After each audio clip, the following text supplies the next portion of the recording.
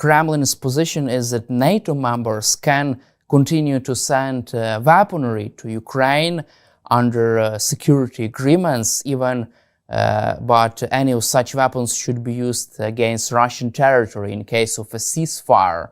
Do you see this new position of Kremlin as a big U-turn in Vladimir Putin's stance? Because Vladimir Putin has been opposed Ukraine receiving Western aid for a while. Since the beginning of full-scale invasion, Vladimir Putin has threatened to disrupt this chain of supply of Western weapons from the West to Ukraine. But now it seems like he opened to this idea that Ukraine can receive Western aid in case of a ceasefire.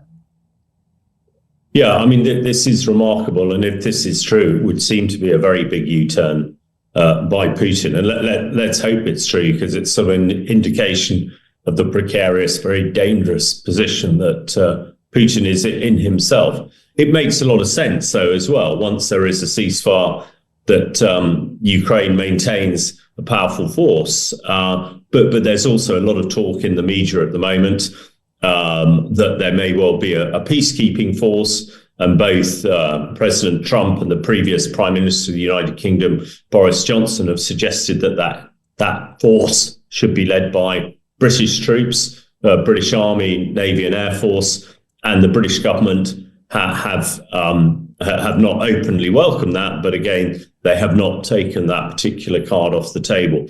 It might well be that that Putin, in allowing NATO military aid and other humanitarian aid to flow into Ukraine after a ceasefire, is also his way of trying to prevent Ukraine becoming a full member of NATO. So I'm sure there is an awful lot of negotiation and discussions to happen at the moment, but certainly in the early part of 2025, things seem to be much more favourable towards a ceasefire and towards Ukraine than perhaps they were 6 to 12 months ago. How can you assess the possible scenarios for a ceasefire and negotiations between Donald Trump and Vladimir Putin? Because Trump, according to CNN, directed his aides to prepare a phone call between US President Trump and Vladimir Putin. So how can you assess the possible scenarios? How do you see the possible scenarios of these talks? How can they turn out during this year? Well, certainly, you're absolutely right. There appears to be, or certainly the White House is saying there's already a phone call arranged between Trump and Putin to talk about a ceasefire. And no doubt in that discussion, Trump will be detailing exactly what that will look like. And I expect, as has been reported, he will be telling Putin it can either be, the hard way or the easy way, as it were. Trump and his team have made it quite clear that if Putin is not receptive to a ceasefire, then America will double down on its efforts and increase its support and effort towards Ukraine, which actually could lead to a much worse solution for Putin than what is being suggested, that he needs to trade some land and go into a ceasefire. I think there are also many scenarios of how that ceasefire is going to be run and policed. And there is a lot of talk that NATO troops, particularly British and French troops, could be involved in that. Now, President Putin might have something to say about that, but one gets the feeling that, he is not exactly being backed into a corner, but it is clear that Putin is struggling, and it is clear that President Trump appears to have the whip hand here and has the possibility to really, tell Putin how it is. But we shall see. Unfortunately, although the phone call might be fairly soon, in the next few days or few weeks, it'll still take some time for the details to come out and the mechanism of a ceasefire to get into place. The simple fact of moving tens of thousands of British and French troops and whoever else is supporting them into Ukraine to set up the ceasefire, will take time, and that's for sure. But I think it's the green shoots. that hopefully will develop into something much more substantial. And whatever people think about President Trump, he does appear to be the one person who could actually direct Putin what to do and hopefully lead to a ceasefire that's acceptable to President Zelenskyy and the Ukrainian people. Do you feel that Trump's presidency has turned out to be the worst scenario for Vladimir Putin, and it would be a bad option for Vladimir Putin? It appears to be the worst scenario rather than Biden's presidency, Harris' presidency. Well, let's hope so, and that is what it's looking like at the moment. But having said that, of course, President Trump, does change his views and opinions quite regularly. But it's very clear that he wants a major victory that can be associated directly with him at the start of his presidency. Although we now have a ceasefire in Gaza, a lot of the work presumably was done by his predecessor, President Biden, and I expect that is something that Trump is not overly happy about. So it's clear that Trump wants to flex his muscles to show that he is the most powerful leader in the world, and what better way to do it than force a peace on Putin that is advantageous to the Ukrainian people rather than the Kremlin and the Russian people. So yeah, I think President Putin, when he realized that Trump was going to be the next prime minister of the US, that was a pretty bad day for him. And all the things that we discussed earlier on in this interview coming out about Putin's change in mind and change in direction is suggesting that now he realizes that this ceasefire and peace is going to be forced on him, and he's got to try and save his own skin, as it were. Failed dictators in Russia rarely collect their pensions, and I expect Putin is worried about his own future probably more than anything else. So he's trying to, maneuver into a peace and ceasefire that means that he can still carry on as president of Russia rather than having to step down, which is, a distinct possibility, because no doubt, although Putin is an autocratic leader, there are a lot of other very powerful people around him too, who I'm sure would be very happy to jump into his position if Putin shows any weakness from an internal perspective. But yeah, we're all keeping our fingers crossed that the arrival of President Trump in the White House will also lead to the removal of Russians from Ukraine and peace for Ukraine at last.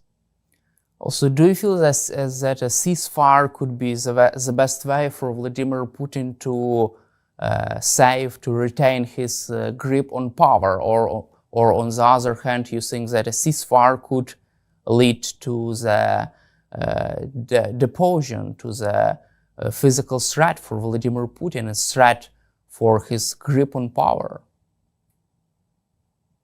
Well, it's very difficult to see. I mean, there are a number of scenarios, absolutely. It could save Putin because we know that he's struggling, his army's struggling, and the country is struggling. But equally, also, it could lead to his demise. I think, quite frankly, us in the Western world really don't care what happens to Putin. What we care about is what happens in Ukraine, and we want to see peace as soon as possible.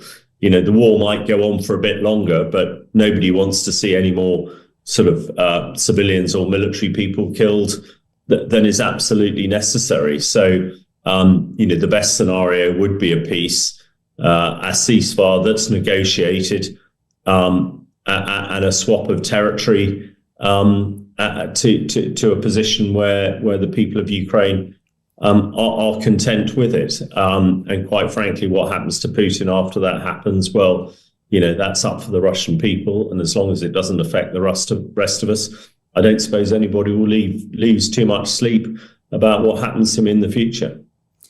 Also, British Prime Minister Keir Starmer says that he was open to the idea of sending peacekeeping forces to Ukraine during his visit to Ukraine, first visit to Kyiv.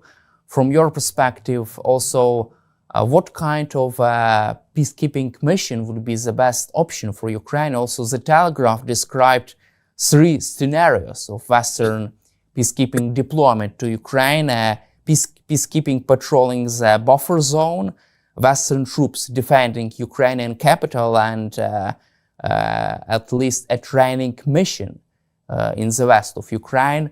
What kind of option is better for Ukraine? Well, that's a really good question. I've written about it myself in the Telegraph as well. And having been a peace enforcer in Bosnia back in the 90s and a peacekeeper in Cyprus in a bit later than that, I have personal experience of doing it. I mean, it can take up an awful lot of soldiers, and especially with a border of over 800 miles between Russia and Ukraine, to cover every single blade of grass would require tens, if not hundreds of thousands of soldiers. I think what you need is a credible force to prevent Russia attacking. And I think the good thing about having British troops, one assumes that the Russians would not attack British troops. The challenge with British troops is that British military is so small now.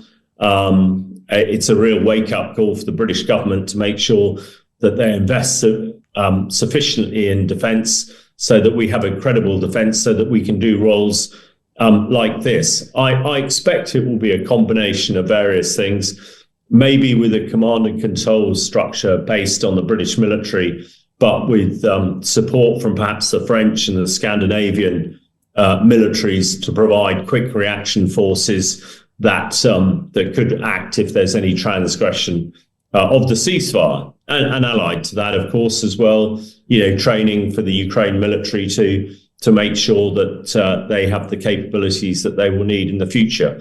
So we shall see. I mean, I'm very glad that the UK Prime Minister Starmer has said that British troops would be available for this sort of task. I think British troops are excellent at doing this. And with the French suggesting that they would have troops available, and I would have thought also other European NATO countries would get involved, it's clear that European NATO countries could provide a credible force that would prevent the Russians going any further. And I don't think anybody would suggest that the Ukrainian forces would attack this ceasefire force either. So the key thing is, and I hope that there's a lot of planning going on in Western capitals to make sure that as soon as the agreement is made, this force can get in place as soon as possible and provide a credible deterrence to any further fighting. Times reported that victory of Ukraine was never President Biden's goal, because White House was confident that Ukraine wasn't been able to do so because it was beyond Ukraine's ability. What is your take on such a political legacy of President Biden and his decisions on Ukraine? Well, it's very difficult. I mean, and when one describes what a victory is, that could be that is a many-faceted area. Whether Biden was talking about Ukraine completely retaking all the land that Russia took from 2014 onwards is difficult to understand. But it's certainly clear that President Biden didn't commit, 100% to Ukraine in order to defeat the Russians. Certainly, the Americans produced an awful lot of military capability, far more than anybody else, and provided a lot of intelligence. But it was clear that was not enough, decisive enough. I think everybody, a military analyst like me, would say that the US military is by far the most powerful military in the world. And if they fully committed to this, the Russians would have been defeated some time ago. But of course, Biden had other competing ideas, and that was not within his rationale. I think the difference with Trump is that he wants things over very quickly, and is not prepared to go into a protracted conflict in Europe between the Russians and Ukrainian military, and sees that in the long run for the US, it would be far better to get it over and done with very quickly. Whereas President Biden rather, didn't see it that way. So, I think we're in now that President Trump is in the White House, there is a feeling, I think, on all sides that actually things are going to move quickly now, and they are going to end as quickly as possible. And with President Trump pulling the strings, driving this forward, one hopes, and it would appear that whatever happens is going to be to the advantage of Ukraine, who, of course, has suffered from the illegal invasion of Russia, and rather than Putin, who perhaps thought maybe 12 months ago that Trump would likely save him, rather than, as we're led to believe now, Trump really wants to run Putin out of Ukraine and get back to a peaceful solution in Europe as soon as possible. That's also our situation in the Middle East. From your perspective, do you feel that a ceasefire in Gaza can bring the war in Ukraine closer to its end? Don't you think that this political victory of the United States could strengthen U.S. position during the negotiations with Vladimir Putin? Because at the same time, Putin has lost his Assad regime, has lost his military presence, military bases in Syria. And second question is, what are your impressions on your last visit to Syria? Well, certainly on the first area, absolutely. With it looks like a ceasefire that will hopefully hold in Gaza, and also the activities of the Israeli military over the last 6 months, particular by destroying the Iranian militias. Mostly Hezbollah, really that, and the fact that the Hezbollah were keeping the Assad regime in power in Syria, which allowed Russia to have its powerful bases in Syria and its southern flank.